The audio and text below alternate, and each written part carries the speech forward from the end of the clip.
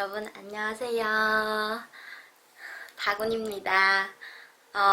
오늘은 울지 않는 모습으로 울지 않는 모습으로 여러분과 만나려고 이렇게 예쁘게 화장도 하고 예쁜 옷도 입고 카메라 앞에 섰는데 이전에 올린 동영상이 엉엉 울면서 화장 올린 거라 많은 분들이 얘 왜 이러냐? 얘 관종이냐? 막 이런 생각도 하셨을 텐데 여러분 인간 원래 그런 거예요. 여자들 화장이 아니라 환장을 한다고 하잖아요. 네, 그래도 용감하게 제 생얼을 보여줄 수 있는 계기가 돼서 좋았어요. 괜찮아요. 저는 저의 본 모습에 대해서 한 번도 못생겼어. 그리고 야, 야, 성룡점에서 좀 예뻐져라. 이런 생각을 한 번도 해본 적이 없어요. 그냥 부모님이 주신 이 얼굴대로 그냥 화장으로 이렇게 환장을 하면서 여러분 앞에 계속 나타나겠습니다. 막 엉엉 울면 올렸던 영상에 위로도 많이 해주시고 또 그럼에도 불구하고 구독도 눌러주시는 분들이 있어서 너무 감사해요. 그리고 지금 이 동영상을 보는 분들이 계신다면 그냥 보시지 마시고 구독 한번 삑 눌러주고 가주세요. 앞으로 여러분의 그 클릭 한 번에 정말 많은 가치를 담을 수 있는 동영상을 만들어 드릴 테니까 많이 저의 구독자가 늘어나고 또 저의 많은 이야기들이 여러 군데 여기저기 다 퍼져서 북한의 그런 모습들이 하나의 그런 컨셉 고정관념으로 남아있는 것이 아니라 다양성이 존재하는 북한이구나 라는 것들을 여러분들이 알고 계셔 주셨으면 좋겠습니다. 그렇게 저는 오늘도 이렇게 환장을 한 모습으로 나타났겠죠. 그 중간고사가 끝나가고 또 제가 중간고사 동안 너무너무 힘들었는데 그동안에 생각을 해보니까 교육 시스템에 대한 이야기는 많이 없잖아요. 그래서 북한 교육 시스템에 대해서 이야기를 이번에 해보면 좋겠다 싶어서 오늘의 주제는 북한에 그러면 교육은 시스템은 되어 있어요 라는 주제를 가지고 이야기를 해보도록 할게요. 일단 저는 11년제 의무 교육을 받고 고등학교 졸업까지 하고 또 이제 졸업 후에는 전문대학을 가서 이제 화학을 1년 동안 전공하고 중퇴를 한 후에 북한으로 온 케이스거든요. 근데 북한은 11년제 의무교육이다 보니까 18살에 졸업을 해요. 그리고 19살이면 이제 대학생이 되거나 또 남자들은 이제 군대를 가서 군복무제를 하고 돌아오는 경우가 있거든요. 그러니까 북한의 교육 시스템은 예전에는 11년제 의무교육이다라고 했었는데 지금은 그러니까 알아두실 거는 2012년 이후부터 12년제 교육으로 바뀌었어요. 그래서 한국과 다 똑같은 시스템을 운영하고 있는 거예요. 유치원 1년 그리고 11년제 때 초등학교 4년, 중학교 3년, 고등학교 3년 이렇게 해서 11년제. 의무교육이 아니에요 사실. 왜냐면 동원력으로 활동을 하는 게 너무 많아요. 공부하는 시간보다 공부 끝나고 마치고 이제 수력발전소 건설이라던가 농촌 지원이라던가 이런 거에 가서 일하는 시간도 공부하는 시간만큼 정말 많고 또 그 노동력을 그냥 프리로 일하는 것에 그치지 않고 그 발전소 동원에 필요한 건자재라던가 그런 모든 것들의 비용을 또 저희 학생들한테 부담을 하는 거예요. 그래서 수업이 끝나면 오늘 무슨 군대 위원 사업 해야 되는데 옷 한 집에서 뭐 500원, 1000원씩 가져오세요. 그래서 저희는 어떤 물품을 사서 군대들한테 보낼 수 있어요. 그리고 수력 발전소에 시멘트나 무슨 이런 원자재들이 필요한데 그걸 위해서 우리는 얼마 정도의 목표를 달성해야 되니까 한 사람당 분배를 하게 되면 거의 1000원, 2000원 되니까 수업 끝나고 선생님이 그런 지시를 내려요. 그 돈을 언제까지 가져오란 날짜에 가지고 와야 돼요. 그러면 그 모든 학교에 바치는 돈을 계산하면 정말 여기서 그 등록금 내는 것만큼의 돈에 지불을 해야 되는 거야. 그래서 저희 학교 다닐 때는 차라리 월사금이 있으면 좋겠다라는 말이 있었어요. 그러니까 월사금이라는 건 북한에서 남한에 대해서 이런 말을 해줘요.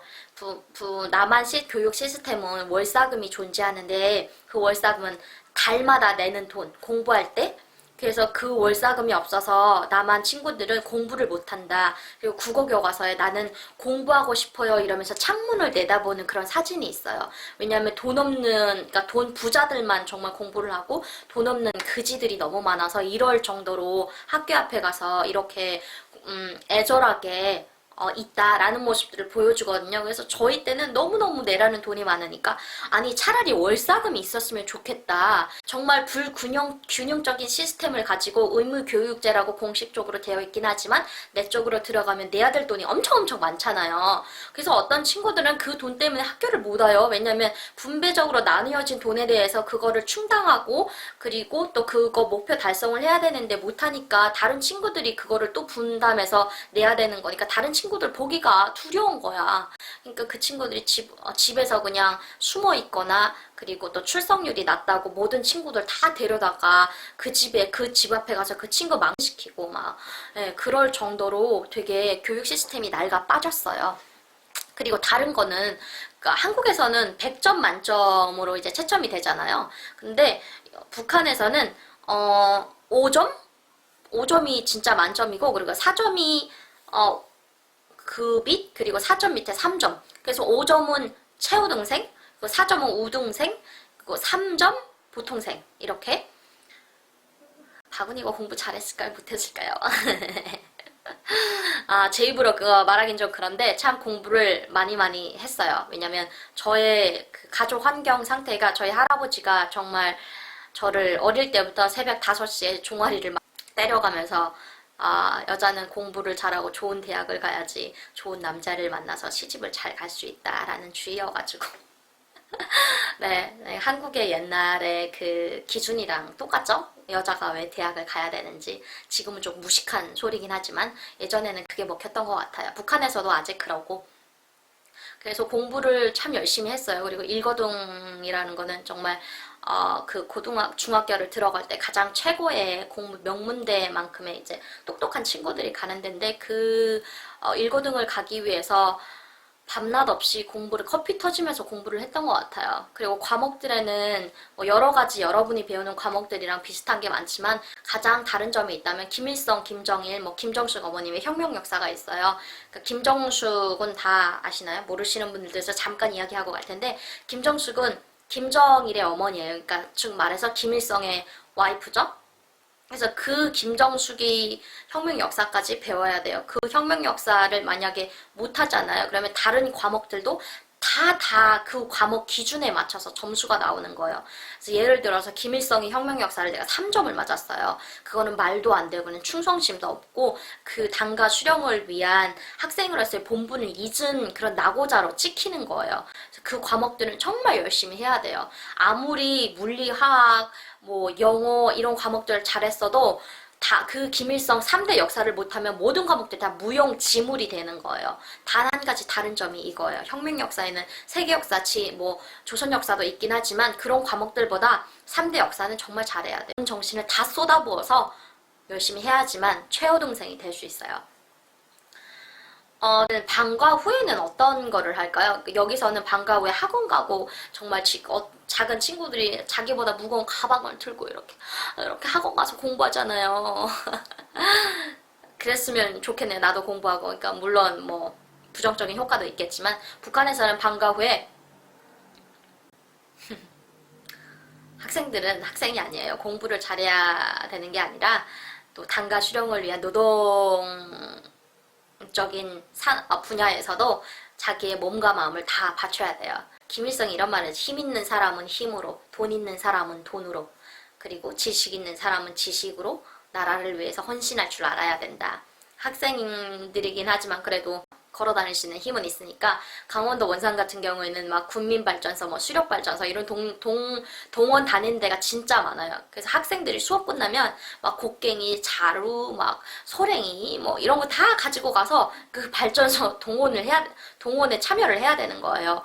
어린 친구들이 자루에다가 막 10kg, 20kg 그 흙을 들고 그거 나르고 또 못 끝내면 7시, 8시, 9시 전까지도 집에 못 가요.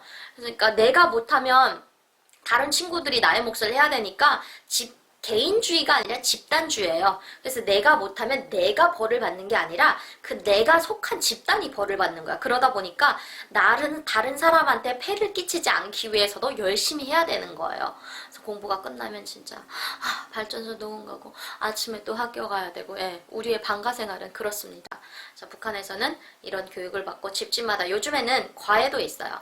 그러니까 돈이 많으면 그런 동원 같은 데도 그냥 돈으로 지불을 하고 나는 어떤 뭐 후원 물자 지원을 하겠습니다. 이렇게 돈으로 지불하고 그리고 자기 자식들을 과외를 시켜요. 그래서 제가 있을 때는 뭐 기타를 배우는 친구들도 있었고 또 중국어를 배우는 친구들도 있었고 또 어떤 친구들은 뭐 수학 문제라던가 그런 거 기출 문제를 열심히 풀어가지고 좋은 대학을 가기 위한 준비도 했었고 이렇게 거의 비슷한 점도 많지만 단 한 가지 다른 거는 이제 세뇌 교육을 받는 북한이기 때문에 우리 당가 인민의 수령에 대해서는 그 누구보다도 잠자다가 일어나서도 그들이 어떤 일을 했는지 기억해야 될 만큼 그런 세상에서 살고 있잖아요. 그러다 보니까 그 교육이 가장 중요하다는 거. 그리고 예전에는 11년제 의무교육이었는데 지금은 12년제로 바뀌었고 사실상적으로 공식적으로는 의무교육이라고 하지만 내적으로 들어가면 정말 자본주의예요. 돈 없는 친구들은 학교에서 뭐 돈을 가지고 와라. 그리고 군수 물품이 모자라서 우리는 그런 자원적으로 우리도 뭔가 당가 우리 국가를 위해서 헌신할 줄 알아야 된다. 근데 그런 거에 부응할 줄 능력이 없는 사람은 학교도 나오기 힘든 거예요. 왜냐면 그 분배되는 돈 몫에 해당한 자기 몫을 해내지 못하니까 다른 친구들한테 폐해 끼치게 되고 또 명목상 자기가 그런 교육을 받으면서 당가 조국을 위한 일을 못하는데 앉아서 그런 교육 받는 것 자체가 되게 수치스럽게 생각을 할 거잖아요. 사실상 그 의무교육이 아니에요. 오히려 사회주의라고 외치는 저 독재주의 국가가 더 진짜 말할 수 없을 만큼 썩고 병들었다라는 소리도 참 아까운 것 같아요. 그래서 오늘은 이렇게 제가 받아왔던 교육에 대해서 또 어떻게 방과 후에는 북한 친구들이 어떤 거를 하고 있는지에 대해서 간략하게 말씀드리도록 하겠습니다. 그리고 여러분 잠깐만요. 구독해 주실 거죠? 네, 구독 많이 해주시면요. 나중에 이제 1000명 넘어가고 500명? 모르겠어요. 제가 생각 중이에요. 한 1000명 정도 되면 정말 여러분이 막 와! 할 만큼의 동영상을 만들어서 올리도록 하겠습니다. 네, 오늘도 이렇게 주절주절 바구니의 북한의 교육 시스템에 대한 이야기였습니다. 여러분 감기 조심하시고 다시 뵐게요. See you next time. Bye.